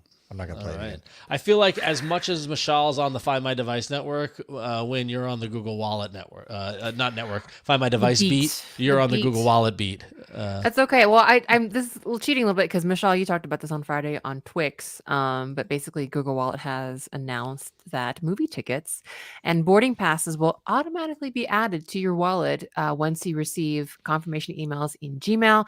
This feature is live for certain partners. So, Mishaal, is it definitely work for AMC? Because I know you posted and I'm so jealous you saw Godzilla -1. I meant to see that and I missed it. But were you able to see that? Sorry, I know he just told us he had to fix his headphones too, and I'm like talking to him and making it difficult. Did you actually see this working for AMC theaters, for example, as like a? No, that was just an example. But if you scroll down, someone replied to me showing that they did get a movie pass added to them by email. One of the replies showed it off. Yeah. So, once that it feels like a long time coming, just because I know for me, I think Jason is scrolling through all Yeah. I don't know. Oh, there's so a lot of very random, just browsing Twitter, stuff down here. Yeah, it didn't really. Yeah. It makes a lot of sense because, one of the things that we can give Google a lot of credit for is just the Gmail integration with Android and having, calendar events and all kinds of things just automatically added. And maybe this means that, oh gosh, knock on wood, Wallet might become a fully featured, fully baked thing at some point that doesn't change on us in the next 2 years. But hey, now that I say that, so this is a great topic of question because I got into a not argument, but heated conversation with my wife, who is very much the opposite of me / us, right? And I was there was an article in the New York Times, I think, that was about how Gen Z thinks regular wallets aren't cool and everything should be a digital wallet and blah blah blah. And my wife I laughed because I've been trying to get my wife she's an iPhone, to get Apple Pay going just to make us go through the subway faster. Yes, here it is. Yes, the New York Times, wallets are uncool, go digital. And so I've been getting on her to just, instead of needing to carry a Metro card, just use your phone to tap in to go to the subway. It's so much easier. And so we were talking about this article and she's like, that all sounds great until your battery dies.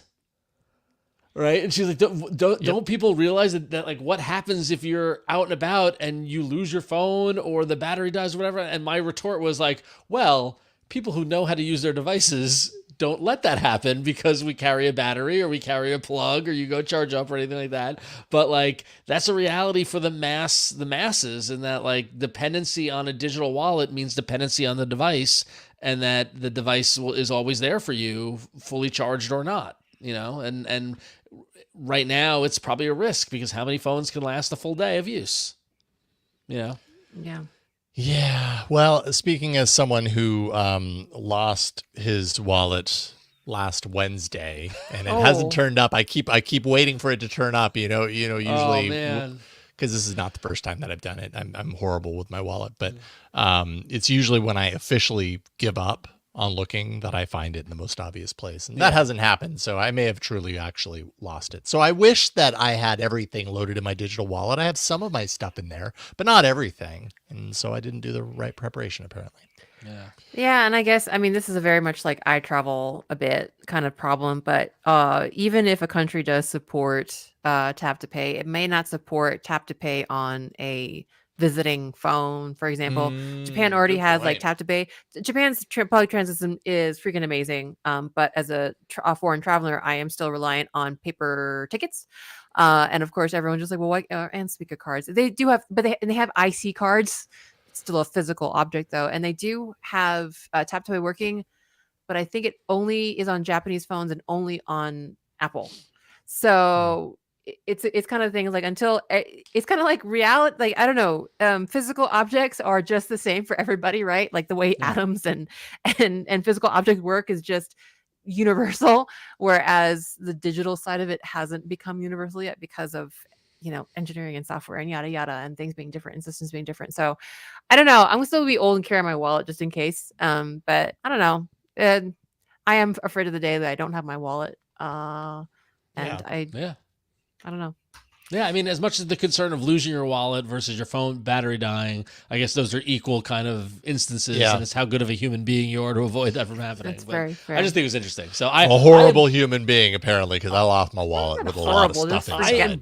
I embrace the movie tickets in the wallets because I can't stand the dang Fandango app, and it's a pain in the butt. I don't want to see ads just to get to my movie ticket. So, yeah. Anyway, all right, we're running long. Let's move on. All right. So you can email us at contact@androidfaithful.com if you would like to see Android Faithful Monopoly, or if you have questions or follow-ups on the show. We'd love to hear from you. And let me tell you, we went on an emotional journey with Robert Fremering from last week, from his difficulties with routines in Google Assistant. We had many people writing in, people looking into what happened and kind of what the situation was, and I'm happy to take you on this journey right now. Our first email came in from Timothy Carter, who said, and this is referring to last week's episode, Robert wrote in and said that routines were gone from his clock app on his Google Pixel phone, and we wondered if it had something to do with Gemini's rollout. Timothy wrote in and said, I installed Gemini and noticed that routines were gone. I uninstalled Gemini, which for some reason I had to do twice, and the assistant routines came back. I think the uninstall glitch might have been needing to change the default assistant to something other than Gemini before the uninstall. I'm on a Pixel 6 Pro and Pixel Watch 2. Signed, Timothy Carter. And I think you're correct. You needed to sign out. You needed to uninstall Gemini twice because there's the Gemini app and then there's the Gemini-ification of the Assistant app, right? I think that had to do with it because when I installed Gemini, I did run through I felt like I had to do it twice, but yeah, so there it is. But I do agree with you. I think that you still need to go in and change your default assistant back to Google Assistant. But that takes us to our next email, which comes in from Hilton Young, who said, "What up, AFM? I watched this week's show, and in the email segment, you had someone ask about Google Assistant alarm routines going away. I had the same issue and was just about to contact Google. I had my routine set to turn on my lights and give me the weather forecast and play the latest episode of a podcast when the alarm goes off. Side note, I hope it's our podcast. Our podcast, Hilton. yeah, exactly. So, yeah. But he said, last week it stopped working, but I didn't make the connection to it being at the same time I installed Gemini. Thanks to you, I went on Reddit and found this easy fix. Go to Settings, then Apps, then Assistant, then Digital Assistants from Google, and toggle back to Google Assistant, and there the routine options come back. Guess I won't be trying out Gemini after all. It's sad how often Google kills off features a lot of people use when they kill off products in favor of the next good thing. Shame on Goog." And that comes from Hilton T. Young. Thank you, Hilton. And then finally, Robert sent us a message via Patreon. The original poster, the original writer from last week, said, "Thank you. I got routines back in my clock app. I have not installed Gemini." Interesting. "I tried Ron's suggestion of clearing the cache and data in the clock app, and routines came back. If I snooze my alarms in my sleep, the lights will now wake me." So it's almost the app version of turn it off and turn it back on again. Pretty much. Very What much. a wonderful journey. I was 99% sure it was Gemini related, but he didn't install Gemini. But who knows? It worked. But if you're having this problem, there's several options for you to deal with. But success. I love that we have success here. So, Yay. Yeah. Thank you, Robert. And thank you, everyone, for writing in. All right. When you got the next one? I got the next one, and yet more. Let me see. More about assistance. This one is from Michael J. "Hi, Android Faithful team. I'm currently dailying a Z Fold 5, and while I do not have Circle to Search, Google Assistant, at least on my device, has a very similar feature. If I initiate Assistant, I have it mapped to Backtap. There's a button that says Search Screen. If I tap that, it takes a screenshot, goes straight into Google Lens, and searches for the most prominent object on the screen. If it didn't pick the right object, I just tap on the correct thing. No need to circle anything. Is this not almost exactly what Circle to Search does? Do you guys not have this button on your devices? I'm very curious because I keep hearing people begging for Circle to Search, but no one is talking about this already existing feature. I love your show. Please keep up the good work. Thanks, Michael J., Atlanta, Georgia." And he did provide some screenshots to give some context. Nice. In the next slide there, Jason. So it's in the slide. Yeah. Oh, gotcha. So yeah, Okay. so Michael provided these where he shows it actually working, triggers Assistant, and then you see the search screen button on the Assistant window, and then it pulls up Google Lens. So okay. Michael, I did. So I was actually warming up my Z Fold 5 just so that I could see it, but I tried it anyway on my Pixel Fold, and I will say that yes, I technically have it, but it's really inconsistent. So what happened for me is that I have now learned of the drag up from the bottom left diagonal to launch Assistant. Now my problem is I did see search screen a couple times, but it's not every single time. And even if I didn't even scroll or do anything, to change the content on my screen. So if you're on the video, if you're a video viewer, you can kind of see it now. I was cruising around YouTube, looking at some of the best channels on YouTube, and every time I brought up Google Assistant via the diagonal from the bottom corner gesture, it was really, it was like I don't know, it was like luck whether I actually got the search screen or not. And again, I wasn't really doing anything to the visible content. Sometimes the translate button would show up and sometimes not. That's wild. Yeah, and when Google Assistant asked how I can help, okay, I didn't turn around. I literally said search screen, and it sent me to the display settings. So, and then Michael, so we're watching this. So when you made a great screen capture of this whole experience, and I just watched you like 9 times do the same gesture, and finally it had search the screen come up. Mm-hmm. But then even when it came up that one time, the next time it might show up, it might not. So it's entirely, and then if you're watching my screen cap, all of a sudden assistant was like, "Hey, do you have 1 minute to like let us know how we're doing?" And I was like, "Not right now. You don't want to hear from me right now." But yeah, so yeah, if you're watching, you can see that I did have it, but just not consistently. And maybe, Michael, that's the problem, is that maybe folks were like me and we have it, but we're just not finding it. And they don't, what is the trigger that Google Assistant is looking for to actually enable this? No beep clue. That's crazy. 10 minutes. And it's not even enabled. There's not even a search screen button if you use Gemini. Yeah. You can attach a screenshot of the current screen to ask it something, but that's way slower than just doing the search gesture or the search screen button. Yeah, it was a good feature when when it actually showed up, it worked as Michael suggested. But it made me feel like, is this been abandoned feature now? Like for circle search, for Gemini, like, oh hey, it's in there somewhere. Sometimes it works, and we just now don't have any impetus to fix the triggering of it because all this other stuff we have. The inconsistency moved on just baffles me. Yeah.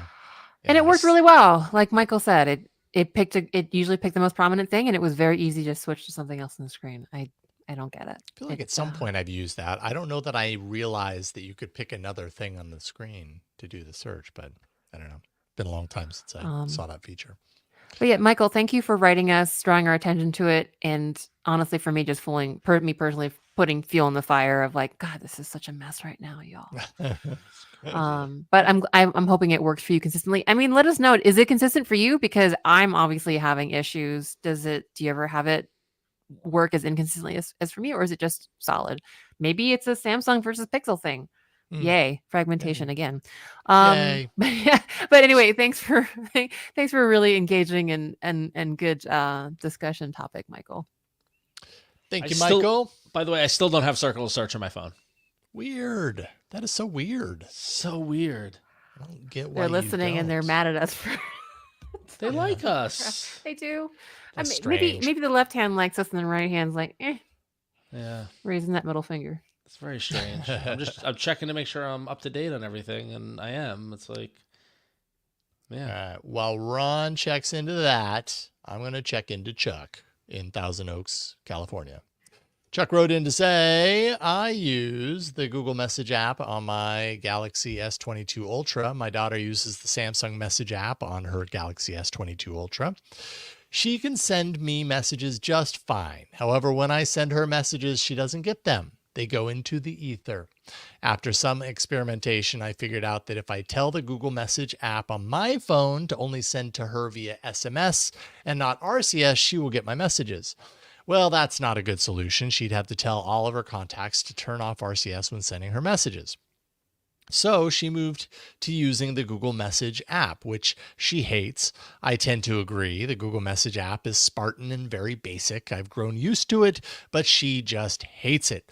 The Samsung Message app allows her to color code messages differently for different people. It allows a wallpaper. It allows different fonts. It's light years ahead of Google's Messages app. Now, every time I see her, she grumbles about Google Messages. I take the hit on this like it's my fault. Do you see any solution to this? She has the latest Samsung Messenger, and it appears that it should accept RCS messages, but it just doesn't. Is this the way of the world now? My understanding is that the Samsung Messages app does not support Google's implementation of RCS.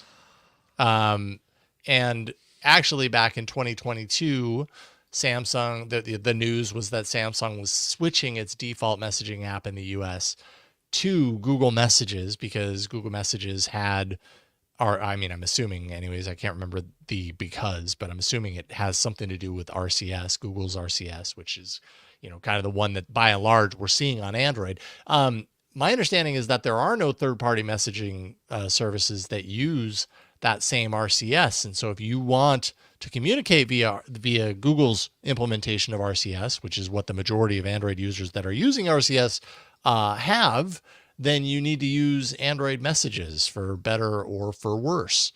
That's my understanding of it anyways. And this is coming from someone who has had many, many issues with Android messages. It continues to frustrate me because I'd say about 50% of the time, my messages fail on RCS if I'm sending to like a group message situation or whatever. And it's just really irritating to me. But there's no other way. Like sometimes I'll switch it over to Textra just to get a message to go through, and there is no RCS there. It's just straight SMS. It's totally weird. I don't know. Fascinating. Anyways, I know it's not like that for everyone, but it is for me, like consistently. This is the real concern about the whole RCS role. I mean, like what you've got is like you've got to be using the same protocol for them to talk. Yeah, right. You know, and it's interesting because I have a friend who I know is on a Samsung phone, and he's one of the people who I see the little RCS lock, but we're both using Google Messages, right? Mm-hmm. So, yep. Yeah. And it'll be really interesting, I think, once Apple does what it's going to do with RCS next year, to see how the interoperability, like, does it address interoperability between obviously iPhones and Android devices? Like, to what extent does it improve the scenario? Because I don't think it's going to take care of everything, but it will probably improve things. But then will it also force like Android messages to, work differently so that issues like this don't crop up? You know what I mean? Does it force changes in other ways when a player like Apple starts playing in the same sandbox? I don't know. It'll be interesting to see. It does feel like that the way it's supposed to work is that two chat apps that support the RCS Universal Profile will have access to all the features that are in the RCS Universal Profile. But a lot of the things that Google's added on top is their own thing. The RCS Universal Profile will only be available if both users are using the Google Messages app and are connected to Google's Jive servers. So then in that case, if I'm using Android Messages and it's got Google's kind of version of RCS, but I'm talking with someone who's on Universal, it will only light up or activate the features of the Universal profile between those two things, which means it's got to be graceful in how it, switches from kind of one version of itself to another. And that doesn't give me a lot of hope, because I don't feel like it's very graceful between how it switches from RCS to SMS right now. But again, my issues might be very isolated to just me, and I cannot for the life of me figure it out. And it's a continual issue. Do you all have pretty reasonable success with RCS on your device? I haven't. I mean, now I'm worried that I haven't, and I'm not noticing it, right? Oh, okay. But like, I'm using Google. Well, I definitely notice it. I'm using Google Messages, and I'm interacting in group text with people not on RCS. I'm not in any group text with her. I don't know. Like, I gotta look. Because like Jason, what is the instance where that happens to you? Is it just texting with anybody, or is it? Yeah, like it happened between my wife's phone and I earlier today, where like I send. Often it has to do with some sort of media attached to my message, but not always. Sometimes it's just straight text or a straight text message that I'm sending via RCS. But I will hit send and I'll get the little clock thing, and when I tap on it, it's like it's trying and trying and trying, and it never actually completes. It never completes. I could even reset the do the swipe up gesture to like dismiss the app and then relaunch it, and it'll still be doing the thing. There's no way for me to like stop it. And it's almost like it's locked in that state. And sometimes my RCS messages will work beautifully between people, or if it's a group message situation, that often triggers it. Going back to our conversation earlier about carriers, that sounds like a network issue. I don't know. That's what I'm wondering. I'm like, okay, well, this like I never have that. I've like the only time that happens is when I'm in a situation where I don't have a ton of signal, like when I'm trying to send that last text before I take off on the plane or whatever it might be, right? Like that's the only time I've ever run into that kind of scenario where you get the little clock and it doesn't go through, it doesn't send. Like I've never seen that. So it's so frustrating. And I thought that it was just on the Pixel. So when I moved my SIM over to the OnePlus Open, I experienced it over there too. So, it could be my network. It could be tied to my SIM. Like maybe I need a new SIM. Maybe the SIM card is the problem. I honestly don't know. Yeah. Well, I only have exactly 2 people that I message via RCS on my phone. Everyone else is on Signal that I talk to frequently. One of the people that I messaged on RCS is Shannon Morse. So I'll have to ask her what her daily driver is. And I'll ask my other friend who is the only other person apart from, faithful and tech nerds like us who have actually used RCS with, ask him what his phone is, but I haven't had any problems, but I have but my data set is 2 people. So yeah, it's frustrating. Wild. Anyways, so yes, there you go, Chuck. I don't know that really gives you the answer. Yeah, you're looking for. I mean, I think it answered. I think we're pretty certain that there isn't a whole lot that you can do where that's concerned.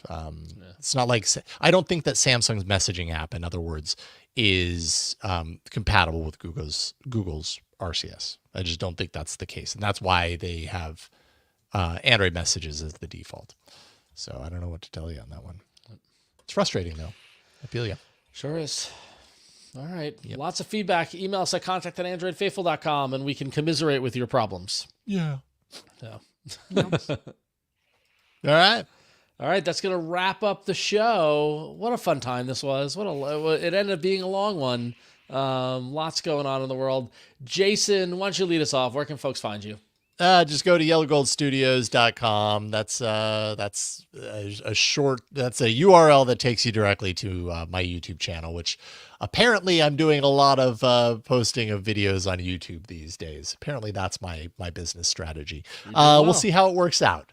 But if you support me there, then it has more likelihood of working out. So go there or go to, patreon.com/Jason Howell. That's another way you can support me. Thank you. Cool. Right on. All right, and Mishaal, where in the world is Mishaal these days?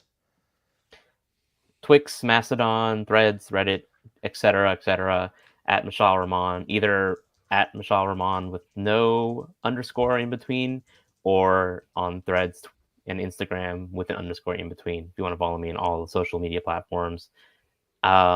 If you do, you'll find me talking a lot about Android. Lately, I've been doing a lot more articles, like kind of deep dives into new features, and there's a lot more of that coming because there's so much left to discover and left to write about when it comes to the Android 14 and Android 15 DPs and QPR betas and etc. So if you want to support that work, you can go to patreon.com/Mishaal Rahman to, there'll be some extra donations if you want to support and see more of that work coming, because there's a lot that's going to be happening in the coming weeks as Google releases new betas. Keeping you very busy, that's for sure. Yes, indeed. Yeah. I don't know how you do it all, man. Thank you for your service. All right, Huyen, where can folks find you? Yeah, I'm a Android dev. I talk about Android stuff. You can find my Android stuff on randomlytyping.com. You can find me on the social networks, but really just Instagram. I'm really sorry. At Queen Code Monkey. I did want to shout out though that I am on Threads and I'm not very active, but I wanted to shout out Android Ally, which was suggested or brought to my attention by a longtime listener of the show, including the old show, who goes by the handle Blind Android, and who does actually themselves a lot of work in terms of like user groups for blind and low vision Android users, and keeps inviting me to like their like groups, and it's just not a good time for me. But yeah, Android Ally is some really good work. It's a plugin for our development environment where you can easily kind of adjust things in TalkBack, which is the screen reader for Android, a really important accessibility tool. And so I don't talk about this specifically. A lot of great Android devs do talk about accessibility, but I mean, I don't know. I just wanted to plug it because it's doing really good work, because doing accessibility testing is not done nearly enough in the Android developer space, unfortunately. So thank you at Blend Android, and thank you, Quentin Balsden, for, doing the good work for accessibility for the Android space. That's where I ended. That's so cool. Awesome. Yeah. Well, thank you for sharing that. I love seeing cool stuff like that. And finally, you can follow me over on social media. I'm at RonXO everywhere. And I'm headed to Dallas this weekend to attend the annual Texas Pinball Festival. So I thought it'd be a good time to remind everybody that, hey, if you like pinball, check out the app that I work on with me and some awesome folks called Scorebit, available in the Google Play Store. Leave a review if you liked it. Check it out. It's a great way to track your scores. We got achievements. You can find places places to play pinball. It's really cool. And we got some cool stuff planned and coming hopefully this year from Scorbit. So get on board. And if you're going to be in Texas at the Texas Pinball Festival, find me, say hi. I'll be there in a Scorbit hoodie. So you can hopefully see me. Whenever I go to one of these events, I invariably run into somebody, which is a lot of fun. Did I mention on the show a couple weeks ago when I took my kids to the Jurassic Quest? There was like a dinosaur traveling exhibit that came to the Coliseum here on Long Island, and I'm waiting in line put my kid on the dinosaur themed bouncy house, and the guy standing next to me is like, "Are you Ron from All About Android?" I was like, "Yes, I am." And he's like, "Oh," and very nice guy. He didn't know about Android Faithful, so I pulled Pocket Cast, showed it to him, and got him to subscribe. And so, if you're listening to this, if you're the dude I met at Jurassic Quest, high five. That was a fun time. So, we're getting people all over the world to subscribe, one person at a time. Hey, that's how you do it, man. But I love seeing people in person, and it's fantastic. So really looking forward to it. Too. So, yep, it's fun when it happens. All right, cool. Well, that's going to wrap up the show. So thank you, everyone, for watching, listening. Don't forget, we live stream the show every Tuesday at 8 p.m. Eastern, 5 p.m. Pacific. You can watch live at youtube.com/dailytechnewsshow or on Twitch at twitch.tv/gooddayinternet. And then the podcast releases every Tuesday evening. You can find everything you need at androidfaithful.com. Links to subscribe, all the fun stuff there. Links to the Patreon. It's all there. Links to email us. Find us there, androidfaithful.com. That is our home on the internet. And until next week, we'll stand by because we are the Android Faithful. Take care, everybody. So very faithful. So faithful. Chase Steven. Hi.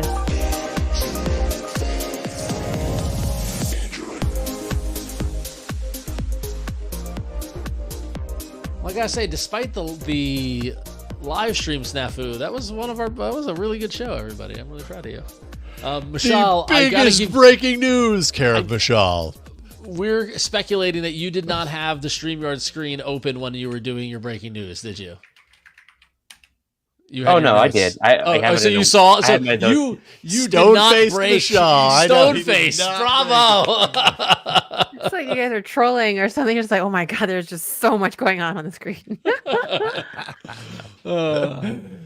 All the favorite. I mean, so Mishaal, are you gonna take this and then write an article about this somewhere, or post about it, or? That's a good idea, actually. You should, and then embed the show and do that. See, marketing, all right. merchandising. Should we do the titles? Let's do it. Yeah, we should do the titles. What is it? It is AF.showbot.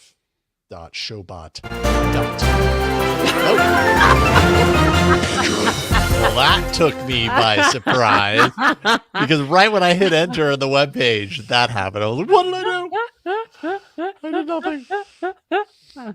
Wow. So Jason, I wonder a better way might be, instead of doing the full screen, just add it to the stage and it starts playing automatically. Yeah, that's what I was saying earlier. Like, it really doesn't.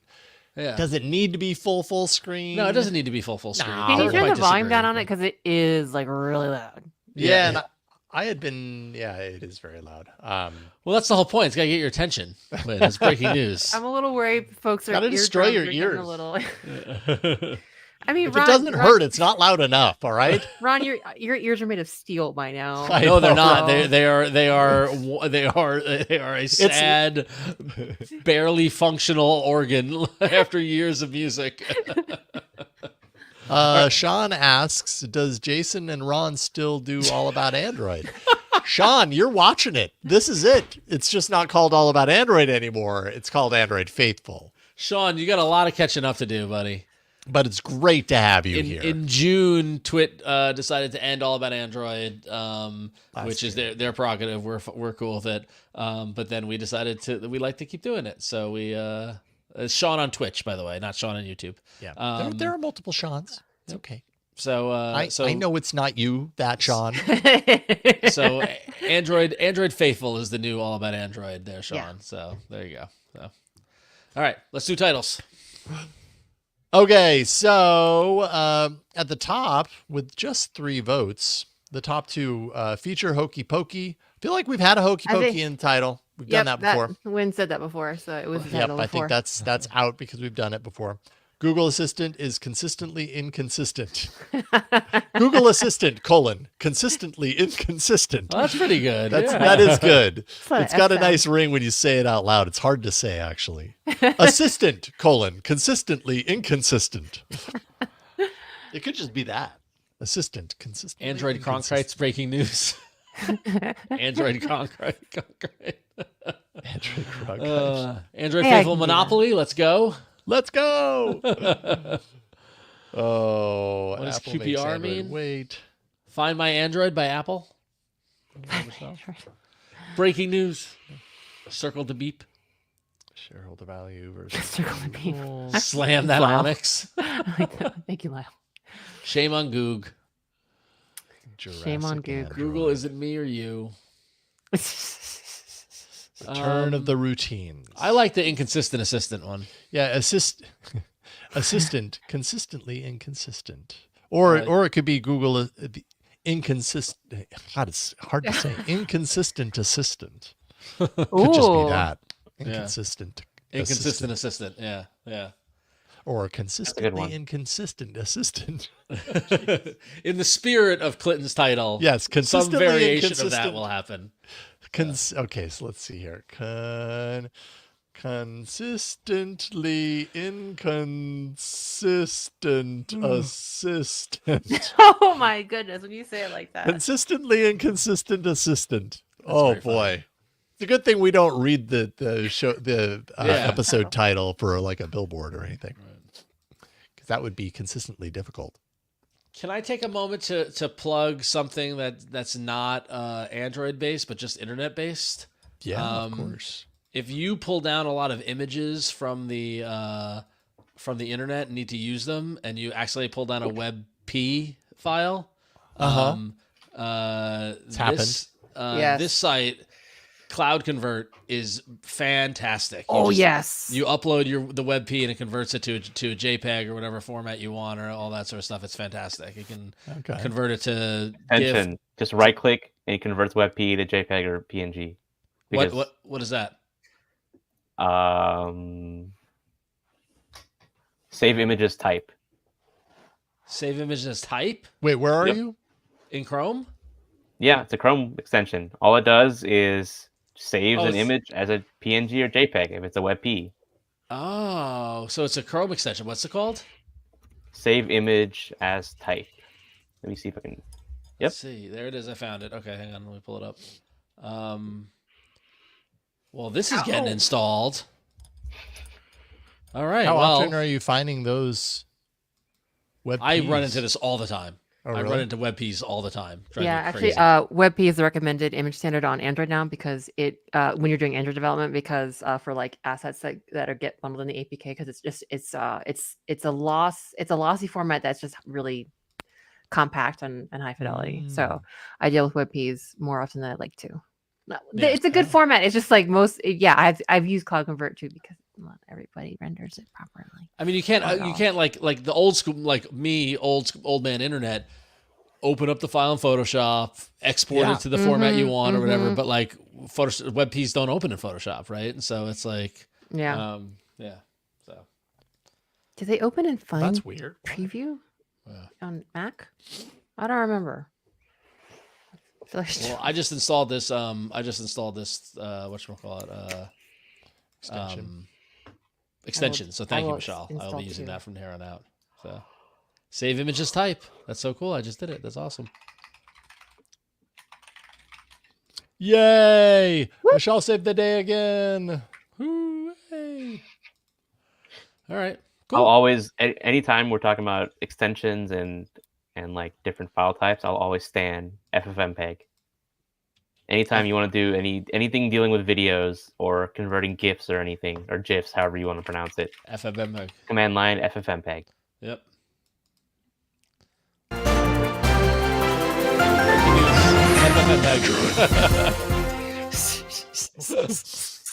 I really need, as I said in our chat earlier, I really need to get in touch with Jeff Kosmicki and get our real bumpers going. I was proud of myself that I took my vision of what I wanted was I wanted a breaking news bumper and a little Android head that popped up and Jason going Android. And I did that in possibly 6 minutes. So, and you did it. I did it. Hooray. You did it. All right, y'all. All right. Well, it is late for everyone, I think. Yes. Good show. Good time. Can I hit the red button now? I think you can hit the red button now. So not right before we start the show like I did earlier. All right. Thanks everybody for watching. Have a great week. All right, y'all. Bye. Thank you. Bye. See y'all later.